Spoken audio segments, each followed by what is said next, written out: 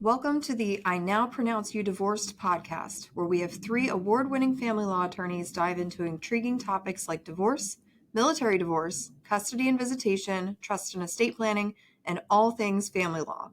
Join us as we provide a comprehensive viewpoint through the eyes of our experts and guests, aiming to educate and soothe our listeners. Get ready to tune in because I Now Pronounce You Divorced starts right now. Hello, and thank you for joining into I Now Pronounce You Divorced. My name is Dan Cuneo, and today we are joined by 2 attorneys at Melone Hatley. We have Christa Atkins and Stephen Lukacs. Christa and Stephen, thank you for joining us today. Thank you, Dan. Hello. We were talking before we were starting as far as how cases are set and what is the tone and what is important as far as hearings and what strategy goes into that. And we were briefly discussing what you say in Virginia, which is PL, Pendente Lite. It's a hearing, but it's a temporary order, but it sets kind of the tone in the course of the case. And I thought it was a great topic that we can discuss for those who are joining in, and especially those who are going through any type of divorce case. More likely than not, they will experience some type of a PL issue or a case or a hearing. And so maybe we can go into a little bit of detail on what that is. And I'll ask both of you, and I'll start with you, Christa. What is a...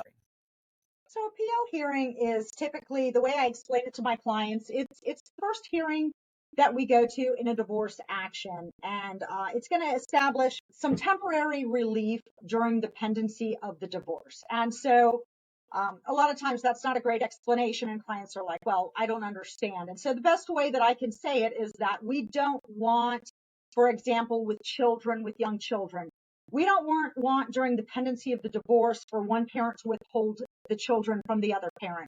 So we need to get something temporary, a temporary order in place that's going to compel that parent to share time.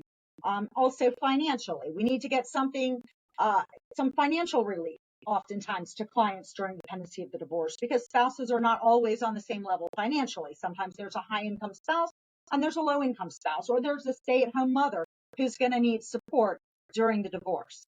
So it is just simply an order that will maintain a status quo while the divorce is pending. And Stephen, we were talking earlier, how does one prepare for a PL hearing? So the first thing you have to do is tell your client what will be presented and what cannot be presented. At a PL hearing, you cannot distribute property.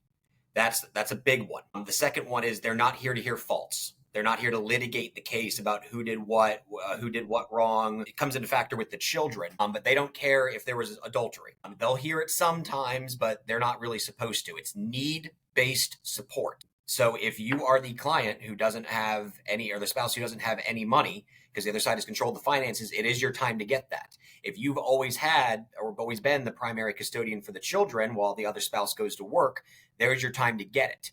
And the reason it's so devastating of a hearing is because while you can't divide property, I've said many times to almost every client in the world, 9 times out of 10, you're getting a 50-50 divide if you go to court, especially with a judge who knows very little about your case.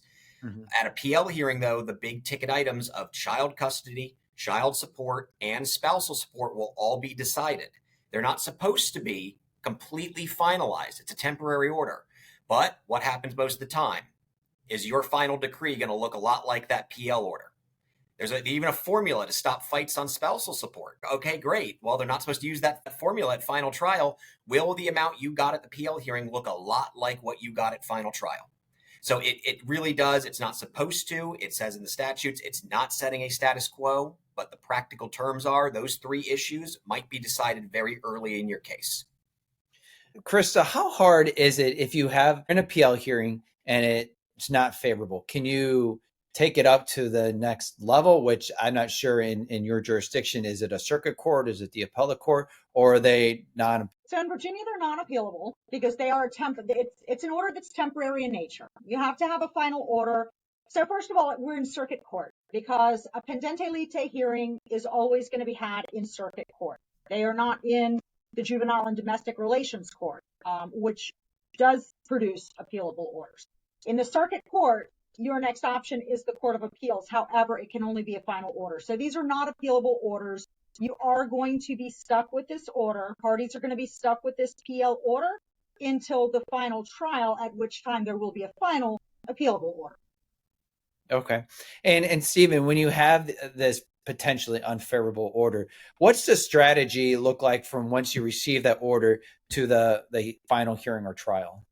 Well, around here, your next step is to get to a judicial settlement conference, and this is why you need an attorney who's going to move. Because those PL orders, because divorces can take, it still blows my mind, years. My longest divorce trial has been a year and a half from start to finish. And that's because we did everything along the way. My average is like 9 months, but some people have, if your attorney is slow, 3-4 year divorces, and that order will stay in place the whole time. So if you get an unfavorable ruling, it's next steps. Next step is to get to a judicial settlement conference and try to get your case settled. Because the only way to get that modified is either to go to final trial, which is the step after the JSC, and make a better argument, get a different judge who's more favorable to your argument, or, okay, we've taken our body blow, let's get to the JSC and figure out what we can do. So it's next steps as always. Get to the next step and move. Don't sit on it. Now, I will one caveat though. If you're the party who won and you got all the money, well, I hate sitting. Christa hates sitting too. We are both very fast, but that is a maybe we sit on our hands moment. Maybe we chill out for a couple months. You collect your money. Let's bask in our win and let the other side figure out what they want to do. So you're hanging on to the status quo and using that. Yeah, and everyone does it. Everyone does it. Mm-hmm. What if, and I'm not sure in Virginia this happens at these PL hearings, but I'm sure the ruling is based on the evidence that was presented. So let's fast forward and say that the circumstances change. Can you go back and ask for reconsideration? Sort of. You can always motion to reconsider. Whether or not they're going to take it up is entirely up to the courts. In my experience, Chesapeake will hear motions to reconsider a little bit more than Virginia Beach. But you have to remember, Virginia is a very weird state, and every county is going to change drastically. Mm-hmm. I'm from the Stafford area, and I can tell you that Stafford courts, if you got a criminal case in Stafford County, Virginia, good luck. If you got one in Fredericksburg, the prosecutors will talk to you the week before. They'll give you a phone call and give you plea deals. Literally, that Route 1 bridge changes the whole thing. That's how this place works. You go across that tunnel into Newport News and Norfolk, everything is different. So you need an attorney in the area who knows those courts. And Christa, when you're preparing for these PL hearings, if you don't mind, walk us through what that trial prep looks like with the. So when it comes to spousal support, one of my big evidentiary items is going to be the income and expense sheet. If I typically like to have discovery from the opposing side before PL, but that's not always the case. At a bare minimum, I will reach out to the opposing side and get that income and expense sheet, because we put those, both of the parties will list their income and what all of their expenses are and what is left over or what they are in deficit each month. And I think that the courts really do rely a lot on those income and expense sheets when they are assessing spousal support, because like Stephen was mentioning earlier, the spousal support is based on the need of one spouse and the ability of the other to pay. So those are a big evidentiary item at the PL hearings. That also goes, that they also speak to the attorney's fees as well. I'm often at a PL hearing, I'm sometimes looking to get attorney's fees paid during the pendency of the divorce and getting my client an award of attorney's fees, because I am representing the lower income spouse that doesn't have the ability to maintain the fees while the divorce is pending. And so again, those income and expense sheets show the court that this is the need. There's a substantial need for this money. The other things that come in with respect to child custody and visitation, it's basically going to be the role that the parties have played in children's lives, and the status quo. So typically the court is going to maintain a status quo with the children, give each party, the party that's probably leaving the marital residence is going to have some time with the child. It just really depends. That's a whole different ball of wax. It's hard to say what's going to come in because every case is so different with custody and visitation. People are different, so it's hard to say what type of evidence will come in with that. And speaking of evidence, Stephen, how difficult is it to object in these PL hearings? Are the rules of evidence adhered to, or are they a little bit loose? It is the Wild West out there. And I have a good story. Your attorney is going to love the word objection in court because it's the easiest way for an attorney to get out of a bind. Object and hope that piece of evidence is not entered. Some judges, like Chesapeake is my favorite place to go because they will let us, it is not even a lot of testimony. It's the attorneys just yelling at each other back and forth. And I prefer that chaos. Virginia Beach, they're going to be a little more structured. There actually is a procedure expert out in Virginia Beach, and he is going to make you lay those foundations for every piece of evidence.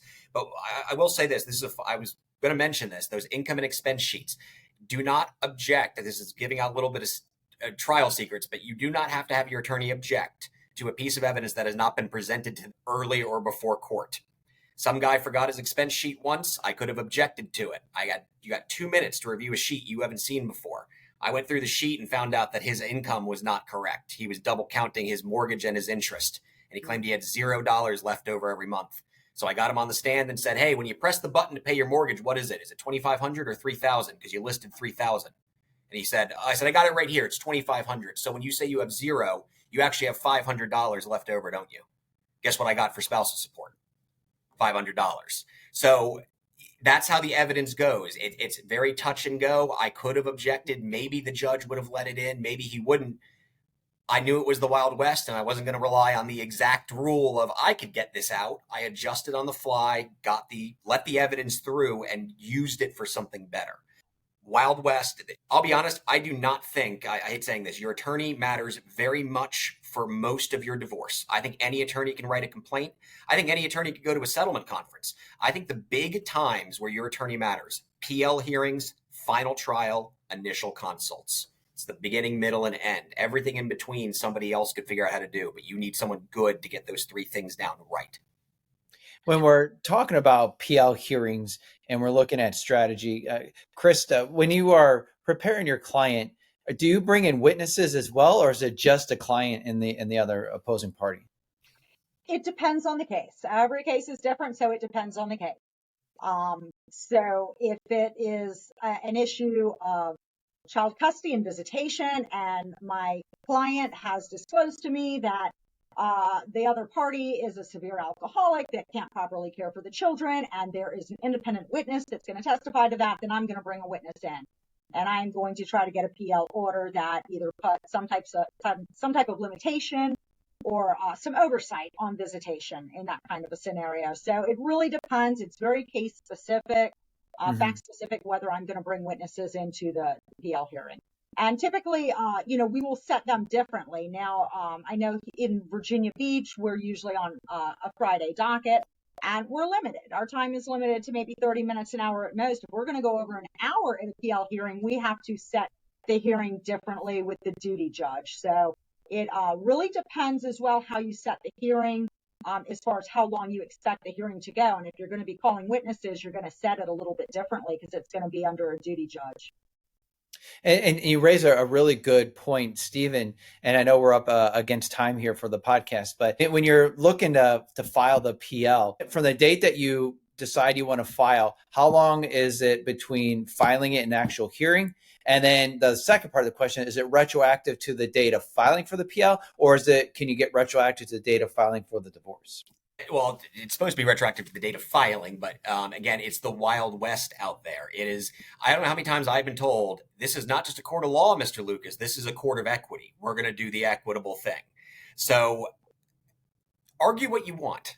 Argue what you want. This is truly like, if you've ever seen a bad, I know all the lawyers would know this, maybe non-lawyers won't, but have you ever seen a bad procedural show where they're just getting things wrong in the law, and you're like, that's not how this goes. That's not how this goes. And I was wrong myself. It could go that way at a PL hearing. I've had one where they broke apart. I mean, we did like 3 sets of testimony back and forth on different, instead of one party going and then the other party going, it was like, let's hear one issue back and forth. Let's have the attorneys fight for 20 minutes. Let's go back and forth. And honestly, that's why Chris was talking about witnesses. I generally don't bring witnesses. It's fact dependent, but that judge wants to get this done in an hour. You should be putting on 20 minutes of good testimony, 10 minutes of argument, and sitting down with a simple, easy story. I have the need or I don't have the need, and get in and out of there. That's why they're so difficult, because final trials, you can go all day. You can prep all day for those. It's real hard to get a 20-minute succinct argument in. So the 20 minutes, that 20 minutes each side, or 20 minutes that you have 20 minutes for each side. You got an hour. And if you go over that hour, some judges will throw you out. Wow. So you need to really make sure that your client is prepared as well. Yes. That's why I said they're devastating hearings.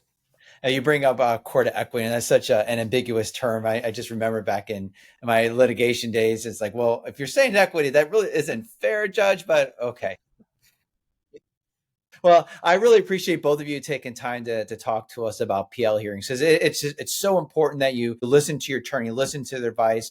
But then also, if you don't get that favorable ruling, what do we do next? Because PL, they're temporary in nature, but there are potentially some things that we can do. If you're looking for advice, or you're going through a difficult time in your life and you're considering separation or divorce, or maybe you need a second opinion, give Melone Hatley a call, and we're more than happy to speak with you. Again, if you found this information valuable, please don't forget to like and subscribe. This is Dan Cuneo with I Now Pronounce You Divorce. Thank you. Thank you for tuning into our podcast. If you found this episode helpful and you want more informational content, please be sure to subscribe and join us on all major social media platforms, including YouTube. Stay connected for more exciting updates and tips.